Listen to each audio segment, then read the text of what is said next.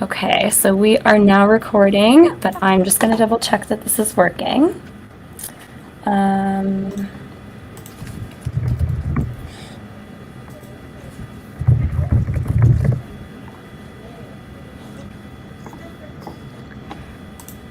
we go, I can see me. Amazing, awesome. Perfect. All right, thank you so much for all of your patience.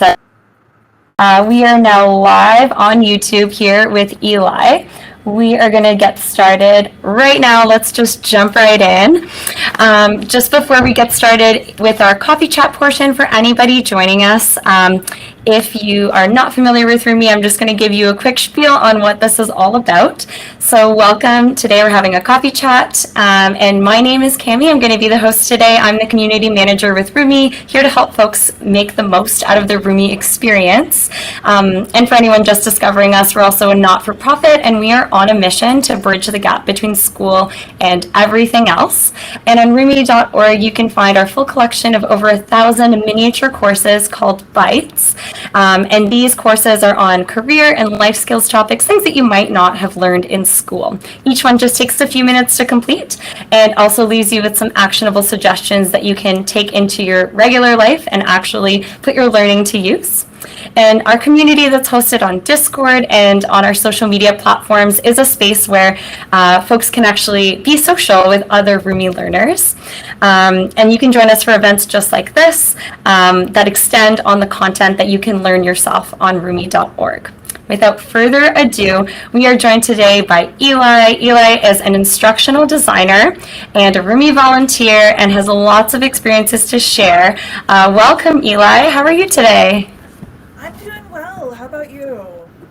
Not too bad. I'm really excited to get a chance to talk to you today because I know that you have so much to share. I basically have a bunch of questions for you. We're also live on YouTube, so if anyone does have any questions for us there, I will let you know, and we can answer those live while we're recording. So just to start us off, just in case anybody doesn't know what an instructional designer does, so because you are currently working as a senior instructional designer, would you mind giving us a little overview of what exactly an instructional designer does in their day-to-day? Sure. So instructional designers design instruction, which means that anything that you might have encountered, particularly like on the job, that was supposed to help you learn to do a new thing probably came through an instructional designer. So a lot of people might not have great experiences with instruction stuff, and instructional designers, there's a big push on making things better, more engaging, and more well. And when I say that people might not have great, if you think back to like your first job, which might be one you have now or one you had 10 or 15 years ago, you probably remember there was something really boring and maybe very plotting. Yeah. So instruction have a skill set and a knowledge base for the theory to go ahead and keep that from happening. Yeah, and to make your instructional experience very efficient and effective and enjoyable as well. So yeah. Mm-hmm. So it sounds really like the instructional designer's job is just to get whatever content someone needs to learn and put it into a package that is actually usable by them. Yeah. I mean, our big focus is on changing behaviors, not just like, oh, let's stuff this knowledge in your head, but so that you can operate the fancy copy machine or coffee machine, or fill out the paperwork appropriately. Any sort of other thing that you might come across in your in work. So yeah. And in terms of your work also as a Rumie learning designer, I'm just curious to also find out how the volunteer work that you're doing for Rumie also connects to what you're doing now in your job. Yeah, so as a Rumie learning designer, we're building Microlearning, which is great because it pushes my writing skills to be concise and which is in a place where I struggled. You know, we all have our struggles, and that's been something that I've definitely could use, have used the practice on. And so it also, in microlearning as a form of learning, it's really accessible. Because think about, if you think 6 weeks ago, you might not necessarily remember it now. Remember where you saw the information and re-look it up. Mm-hmm. Very digestible bite. You can look at your key points again, and then you can implement it and do whatever you were trying to do even better. Like I wrote a bite on how to talk to children. So you know, who isn't often around children through my job and stuff. And you're going to now that or when things open up. You know, what are some points that I can take with me? And it asks about, you know, asking the kid about about events that they have, about not talking to them like this.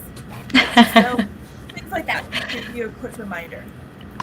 So even though the topics are quite different, obviously you're not talking about the same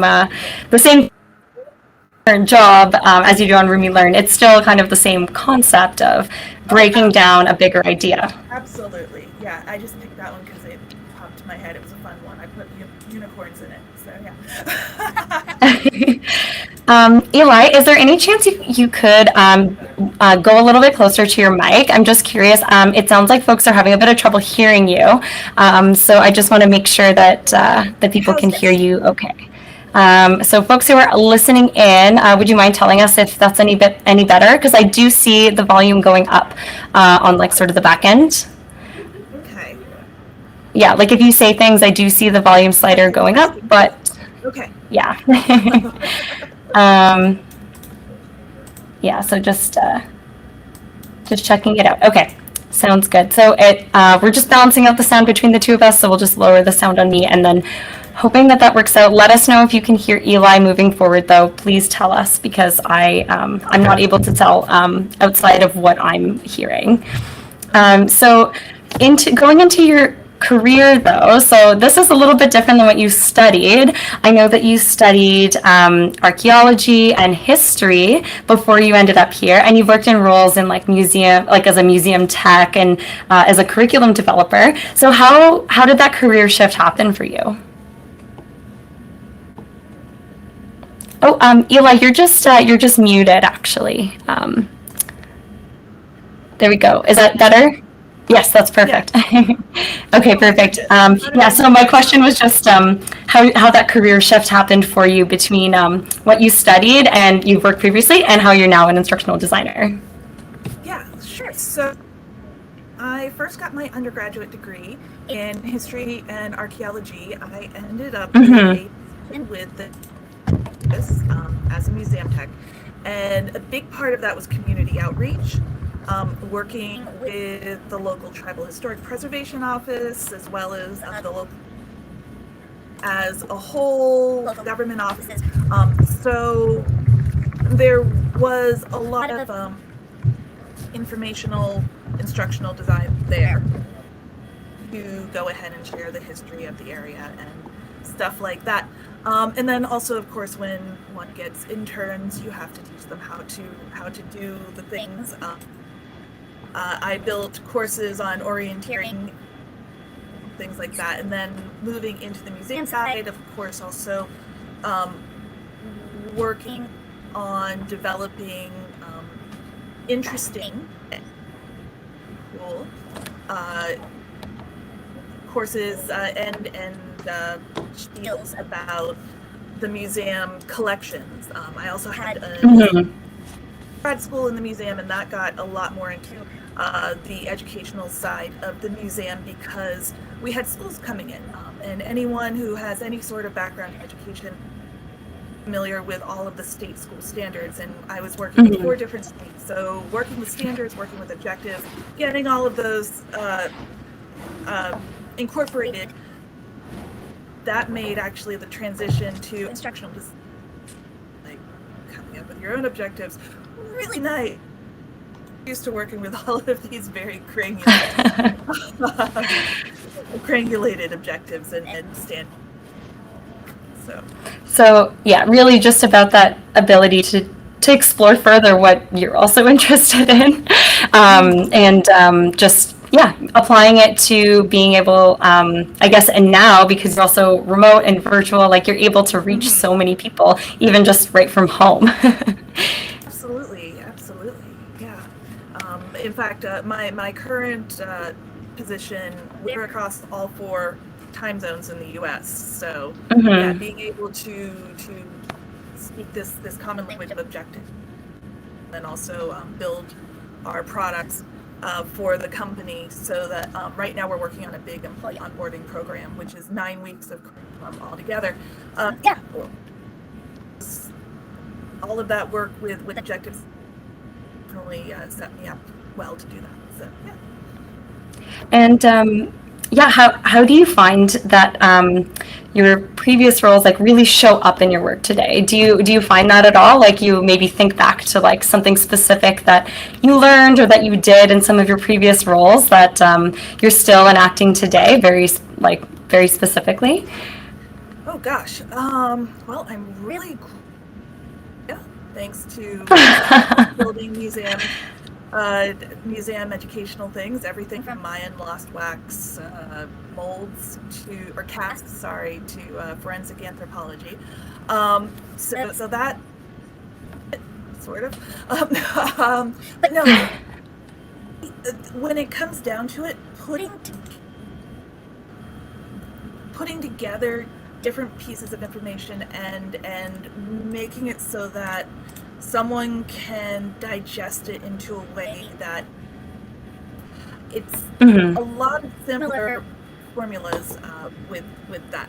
So if anything, the hard skills of organizing my objectives, be able to do when they're done, and calculating the amount of time that things can take, and different engagement media. That's probably what I take across all of these different things. I mean, history and archaeology.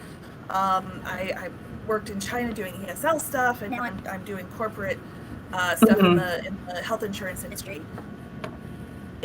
There's a lot of similarities across them all. Yeah. And I mean, I know that you mentioned working in China as well. That was actually the next thing that I was thinking to ask you was really about that experience. Obviously, the working environments in a different country can be very different. Were there any culture shocks that you found moving there from the United States? Oh gosh. So that was a really interesting experience, because I actually applied for the position thinking it would be a remote. Like you were planning on staying in the United States and then working remotely? Yeah, Gotcha. they were like, okay, now let's get your visa going. And I was like, oh, okay. So you kind of accidentally moved to China? Yeah, so I'm going to China. So there was that, just the whole like acknowledging I'm actually going to China was a bit of a I was in Beijing, which was a very international, it's the government capital. Between Beijing and Shanghai, they're both huge business cities. So, all the street signs are in the alphabet. I'm not going to say English because it wasn't in Pinyin. And the infrastructure was definitely set up and very intuitive. So that was really, really cool. Time living in was built during a dynasty was just like. I mean, as a history major, I'm sure you just also appreciated all of the history that you could be around. It just floored me at times. You're walking by and it's like, yes, this temple is 300 years old. And you're like, that's so casual. A casual 300 years old. Yeah. Okay, cool. And the building across the street. Itself, working environment, I would say, okay, using a copy machine in Chinese was really good, but I eventually figured it out. My colleagues were amazing. I working with all of the people in the ESL industry who I met there. It was, I'm not totally sure how different it would be because it was actually my first like corporate role in general. So I don't know if it was China, urban China, ESL, or corporate in when it the differences because the workflow was definitely really interesting, working with different people like the Chinese press and the auditing group. But you know, some of these things I might have come across similar parallels in a regular stateside corporate. Oh, it sounds like there is, just as much as there was a ton of change, like just like what I was hearing from your story too, is that like some of those changes probably would have also, you would have come across like working anywhere, like whether you were working in the States or somewhere else, it was also just kind of like new job and new things to learn. There's new deadlines, there's new programs, there's, people want to get their stuff done. Yep.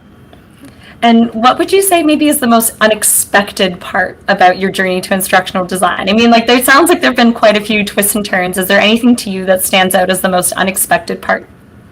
Oh, I'm going to say actually my shift over pretty unexpected. It came due to COVID. I left China for a visa run/vacation in January of 2020, planning on going back to ESL position, but I couldn't get back into the country. One backpack of stuff. Oh my goodness. Eventually, and due to COVID's impact on the economy, ended up having a new position and ended up, shifting over to the corporate side, which was, I mean, in a way that was really beneficial for me because China is also now making a on the for-profit side of it. So I mean, I would have had to do it at some point, right? But yeah, that was probably my biggest surprise, was just like, oh, surprise, you have to not do that. Yeah, and I mean, I would have done if I hadn't brought my computer with me on vacation. Right. Because, yeah. I mean, I guess lesson learned, always bring your computer, I guess. I mean, I'm glad that you were I'm glad you were still able to have a solid vacation, but then I guess the vacation turned into just like you just live here now. I mean, a month in Thailand, 3 months in Malaysia. I mean, it was an adventure. That's, every day you wake up and you're like, I'm not going to get stressed out. What happens happens. Yeah. I really like that outlook, and I mean, nobody could have predicted that was how it was going to turn out. But it sounds like you made the best out of your situation. Like, you're in a new career now, which I'm sure you wouldn't have guessed a year ago. Yeah, and I'm working with amazing people, which you have to say really makes or breaks a position. You could have an amazing, wonderful position on paper, but if you're working with people you don't enjoy, it's just like such a slog. Working with amazing people, I'm making good things happen for people. It's definitely worked out for the best. With how well it's worked out. And I mean, now that you're actually in your current role, and you've obviously had your own experiences leading up to this moment, what challenges might you say aspiring instructional designers should be prepared to tackle? Like, what is something, in your opinion, as someone who does this now as a job, people should look out for if this is where they're headed? So what they should definitely look out for is the technology and building systems. So right now, uses Articulate, 360, and Rise, which is one of the two big pieces of software used for this. And I, thankfully, while I was under lockdown in Malaysia, decided to teach myself this program. And so people coming into these positions who don't have that experience, it really is a steep learning curve. It's not horrible, but really helps if you can go ahead and take advantage and, and learn the basics of the program, so that when someone asks you to do something on your first day on the job or first week on the job, you're not trying to figure out, is that something we actually can in the scope of the program? Instead of saying, like, okay, I know that I can somehow figure out how to do this. Yeah, so even if you don't know every single feature, like, you have enough to go off of that you can look it up and just figure it out. Exactly. Yeah, all those little tutorials, that's the work of instructional designers. And it's instructional designers using instructional. Everyone just leaning on each other for that support. And just for anyone who missed that was Articulate, Storyline, and what was the last one? Oh, big company. And then the programs for them are Storyline. Gotcha. And Rise, that's the one that I missed. Okay, so you heard it here. So those are the programs you might want to know if you are interested in instructional design. So, and you said that they have free trials. Nothing stopping you from just giving it a try. Yep. Have amazing tutorials on their website. Really, I mean, I'm building really cool things. All I did was learn from the tutorials, and practice. Yeah. So the tools are out there, and if this is something you really want to do, just seek them out. Basically, the info's out there. Absolutely. And if you were to maybe go back to like a year ago, like, is there any kind of advice you would want to give your 1 year ago self, maybe to make this journey an easier one, to that others can take from this advice as well in their career journeys? Goodness, trust myself, because I felt at that point that as an instructional designer, I also had to know the subject that I was building. Contrary to what you might think, you actually don't. That's what your subject matter experts are for. And so trust yourself to know how to take what the subject experts are telling you and put it in a way that will affect the change you want to see in your learners. So I was continually taking subject matter experts, the SMEs, on like, I think you should word it this way, you should word it that way, you should put this picture in here, and instead, like, it's like, no, that's actually my figuring out the best way to organize the page, the information, because they have 10 years of experience in this, and I'm trying to condense it down to like 15 minutes, right? So you can fill out the right piece of paperwork and audit the company. So yeah. And that's an important distinction too, right? Is like the person who is the subject matter expert, or the SME for short, that is their job. It's their job to bring the expertise. It's not your job. That's the whole point of the subject matter expert. And it might feel like you need to know everything, whereas, you're bringing a different eye to it, right? You're bringing a different perspective where you can break down that idea into something that makes sense. And in any case, like, it's kind of nice actually to have somebody who's not as closely connected to be able to pull out some of those big ideas. Yeah, they're the subject matter expert, you're the learning expert. And trust yourself as the learning expert, and don't, because you don't know the subject. It's that I tell myself, yeah. And for anybody who's just now interested in starting to pursue instructional design, do you have any tips on the first step or two that somebody can take in that direction? Like, I know one thing you already mentioned that I would say is probably one of those steps is look up Storyline and Rise and like do some tutorials. Are there any other things that you'd suggest as like a good first step to going into this career? Yeah, so the software, getting familiar with the software, getting familiar with the very basics of learning theory, which you can do on any MOOC, massive online course, MOOC. So yeah, getting familiar with the basis theory and cognitive theory, because that's really where you're pulling your expertise from. And following people who are doing what you're interested in. So on LinkedIn, on Facebook, I learned so many people, and there are a huge amount of designers out there who enjoy sharing what they know and helping other instructional also be good at what they're doing. So yeah. Mm-hmm. And I know that one of the things that you also have a ton of experience in is actually crafting a portfolio. And so much so that I know that you even created a bite on Rumie Learn about how to craft a portfolio, even if you don't have professional experience. And as part of your volunteer role at Rumie, you, like I said, you wrote a bite on it and then included that bite in your portfolio. So it's very meta. And yeah. And I was curious, like, based on all those experiences that you already have with portfolios, like doing your own and that kind of thing, where would you recommend that somebody start if they're starting from scratch to create a portfolio? Yeah, so the first thing to do is just get something in your portfolio. Your portfolio is going to be a living document. It's going to be dynamic.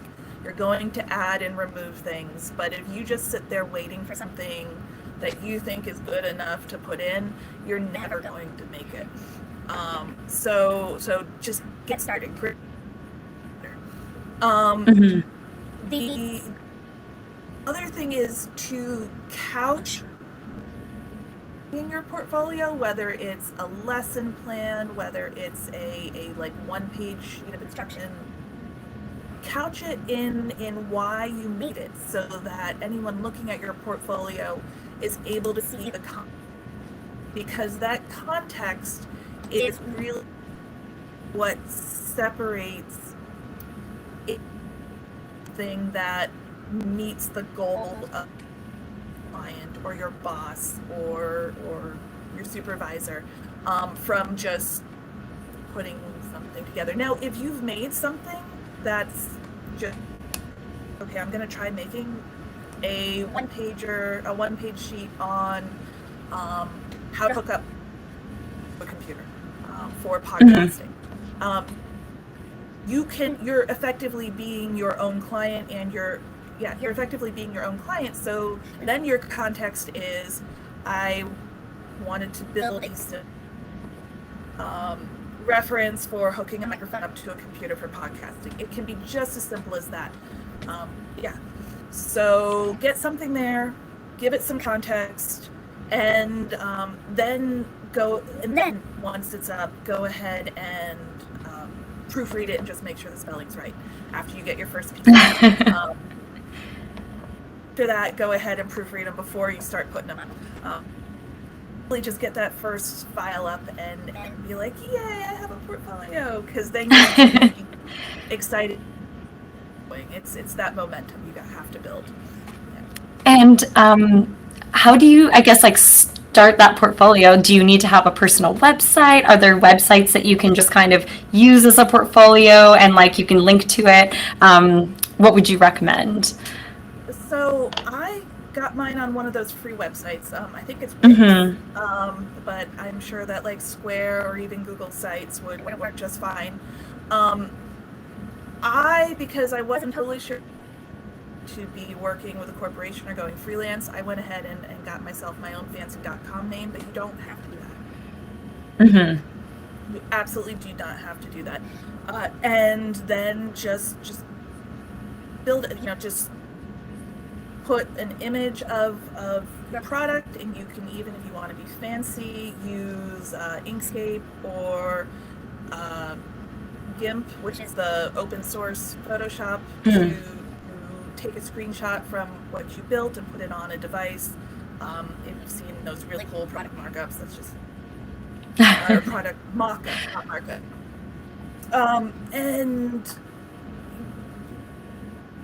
click it and somehow, however you can, project. To go ahead and pull back to Storyline and Ride, allow you to publish things onto their site so that you can link people to it, so they can actually see your interactive your interactive learnings. Yeah, and that's kind of great for them too. Yeah, it's great for them because then they're able to highlight, okay, look at what people are doing with our programs, and then it's great for you because it's just freely available, right? Like you're able to just share it with whoever you'd like. Absolutely, absolutely. And do you have any tips on, I'm just curious, like sometimes folks might have something that maybe is proprietary, like maybe you created something for work or for a certain, maybe you were in a situation where you created like, I don't know, a course that was a paid course or something, and you weren't really able to share the full thing in your portfolio. How do you go about that? Yeah, so you just proprietary information. Mm-hmm. If you can't share the whole course, you will go ahead and you can do a quick write-up about the objectives. If you're actually putting anything in your portfolio that's been used in a business, it's really cool to go ahead and state what the impact of it was. Mm. Were you able to, let's go back to the one-page sheet. Were you able to cut down calls to IT about? The month before, IT got 2,000 calls about plugging in microphones. They got 20. That goes ahead and shows that you built. That's what people want. So the context, if you can, blur out anything proprietary, of course. The impact of it, the software you may have used. You can, any sort of information that you think someone who is often people look at portfolios to hire you. So any sort of information that someone who's looking to hire you might want. So think about it as like a resume.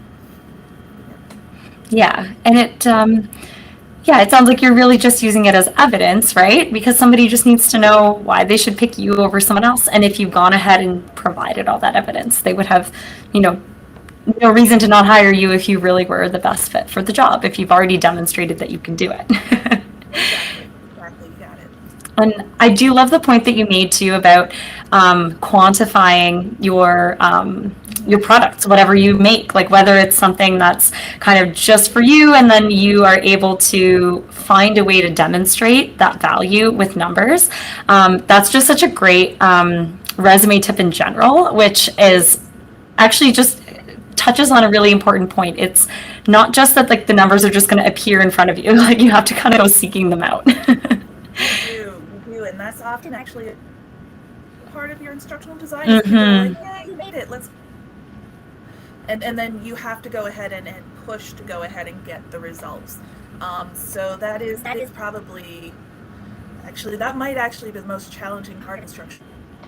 To everyone to give you information after you've made stuff. Yeah, what kinds of numbers have you included on your portfolio? I'm just imagining, like maybe like website hits or something could be one number, or like you said, like the percentage of people, maybe you reduced the number of people who had questions. That's another one.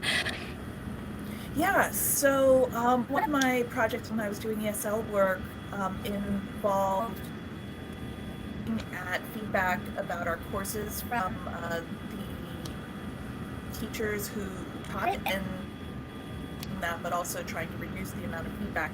So through putting in so many people hours, I was able to reduce the negative feedback about courses by 10% over so many people hours of work. Let's see, right now, something that my team has recently built has reduced the number of complaints by a certain percentage. I have to look it up, but that's something that I would be putting in my resume if I did. Actually, I have it, keeping track of all of my personal wins. That's actually a really good reminder for everybody. It's just like, no matter where you are, whether you're comfortable and happy or you are actively looking for a new job and you just kind of need to do it, like it'll be so much easier come time when an opportunity does pop up. And it could come up like unexpectedly, like you might not be, actively looking for a job, and then something happens and you're like, well, this actually would be a really fantastic opportunity. So It's also like a nice it's like a nice self pep talk too. If you're having an off day, you just open a sheet of like all of your achievements. You're like, actually, I did do a lot of things. It is so nice to see that. Be like, yes, I do know what I'm doing. I know what this person said about me. I do know. I made it. Yeah. And just in terms of, where you're growing next, I know you've had a ton of changes come at you this last year. Some of them were purposeful and some of them were accidental, based on, what was just kind of happening around you. But where do you see yourself growing in this coming year, both as an instructional designer and otherwise? What projects are on the horizon for you? Yeah, so currently in the position I'm in, which I would love to see myself grow within this position. I've been, my supervisor's been really awesome with my experience in building large-scale curriculum. So I had a 9-week onboarding that I was able to do a actual work on.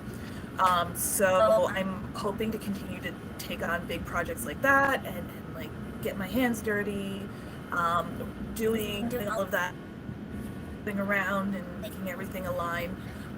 And yeah, so they're continuing to work on and seeing good results from those. Let's see, what else? Personally, oh gosh, Has that taken a back seat? Yeah, that really has. I'm currently in a really odd spot where I'm actually house sitting for my parents because they're often grandparents. Which, just sort of having to leave Malaysia, I needed a place to live, and I was like, Mom. And she was like, yeah, hey, by the way, do you mind watching the dog? I mean, it's a trade-off, right? I mean, yeah, I don't mind. I love the dog. She's wonderful. I love the house. Perfect. Yeah. It was Not even, it's just a bonus then. Just don't totally know. Whenever they wrap up, I'll figure something out. Yeah. Makes that a very broad side to car camp across the national parks. I could decide to continue to scuba dive on the North Carolina coast. Considering. And like I know you also just mentioned just now with being remote and how flexible it is for you. Is that very common for instructional designer jobs to be remote? It seems COVID went ahead and a lot of things in the office, which we could totally get into a really deep discussion when it had prevented other people who may have been absurdly qualified for positions from getting to those positions. But yeah, instructional design positions, I'm definitely noticing that they are more often. When I was looking for positions, I think I only had 2 that were in the office, and one of them was working for a government agency that had some very specific information. So just like really confidential stuff, you'd probably just need to be in so you wouldn't have wanted to even something like VPNs and stuff like that for it. Right. So definitely it's yeah. To answer your question shortly, yes, I'm noticing that it's common to be remote. Yeah, that's good to know. I mean, just like for anybody watching and anybody who's interested in being an instructional designer, it's just good stuff to know. And if working remote is on your checklist of things that you want, then it's an option there. And and I know that you mentioned before too, like the really close connection between being a curriculum designer and all of that knowledge that you took from all of your teaching experience. You were in museums or whether you were in a classroom with kids, it all kind of moves toward the same thing. And that's just like what I've heard is that a lot of educators from various spheres and different fields, but educators in some way, have been moving into instructional design. And has that been your experience, like with other instructional designers in your network? Yes, I have certainly noticed that between the last 2 years and what's been going on with schools and Mm-hmm. educators just deciding that maybe it is time for a shift. And there, like all the points you mentioned about curriculum design and cognitive theory, and having those parallels between working with younger students and building curriculum. Of course, we're working with people of very different ages, so that is something where I find some people need to go ahead and work on, or that's their stumbling block. But you can learn that. You can learn that. You can learn anything. Yeah. Pedagogy, you can learn andragogy and cybergogy. It's all good. Mm-hmm. And if someone's kind of looking to get connected to a network of instructional designers, do you have any tips on where someone can look for that? Is LinkedIn a good spot? LinkedIn is a great. Let's see. I have a few people who I follow very specifically on LinkedIn. Am I allowed to list them? Yeah, for sure. Go for it. This is just your personal experience, right? Like these are just folks you like to follow. Yep. So I would say that Kara North, that's spelled Cara Mm-hmm. North. She has a lot of great information. Her awesome.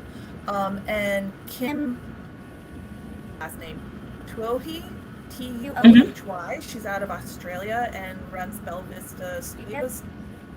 Her studio, LinkedIn or not, was a big part of me making that transition from pedagogy to andragogy, K through 12 to corporate, because they focus a lot on Kathy Moore's action mapping. Another person to follow, Kathy Moore, RE. And I'm currently doing a book club on her book action mapping. So those three women are really amazing to follow. I found them to be really, the information they and the experiences that they produce have been and engaging and wonderful. And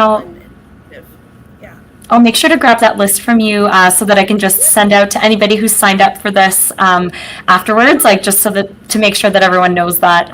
And I mean, I know I've been asking you about who, are the people you've been following, but you are now one of those people. You are a senior instructional designer.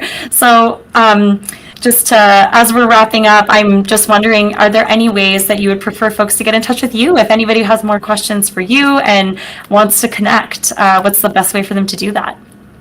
Yeah, so LinkedIn is great. I currently am not quite as active on LinkedIn as I'd like to be, just because we're doing this big work project and I've got a few other projects going. But yeah, the Rumie Discord, I'm pretty active there. I try to be. I know that I've been slacking a bit lately, but I'm happy to. No, it's just great having you in there. And my book club is also on Discord, so if you contact me on the Rumie Discord, I can also go ahead and answer any questions about that. So those are two great ways to get in contact. I think you had my website in the. Yeah, I have ripped apart in the last few months, so putting it back together. I was hired and I was like, okay, now I can make it this amazing thing. And like I said before about motivation, it's like when you take all the stuff out of your closet and you want to organize it, and then you actually have to organize it. Oh, you mean now I gotta go back?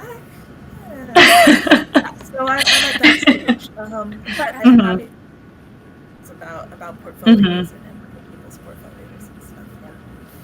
Thank you so much for your time today, Eli. It was such a pleasure chatting with you. And I will make sure to get those names from you and send all those resources, make them available also on the Discord, just so in case anyone missed it, they're still able to tap into those networks. Wonderful. I'm happy to help. I know that, like you mentioned, a lot of people are shifting from educational to ID. So anything I can do to assist with that is my pleasure. And honestly, like I'm sure lots of folks are going to be getting a ton out of this and having some follow-up questions for you. And to anybody who's watching live or anybody who's watching this back later, thank you for sticking with us and hanging out and learning a thing or two. And before we sign off, I also just want to point out that we've got other events that happen in our Rumie Discord server. It is Rumie Learn. You can just find it on at the end of any bite at rumie.org. You can find a link and invitation to join that Discord server where you can come hang out with myself, with Eli, and other community members. If you have any goals that you're working towards, a bite that you're reading and you want to get some tips on it, come on in there, whether it's about portfolios and something that maybe Eli can help chat with you about, or maybe you're preparing for an interview or want somebody to take a look at your resume, or you're just not really sure where to start when you're, I don't know, applying to grad school or something. Come on in and we'll get you sorted out, and then you can also bring your expertise to the table too. And on that note, we're going to sign off. Thank you so much, anybody who joined in, and thank you again, Eli. And we'll, see you on Discord. Okay, thank you. Take care.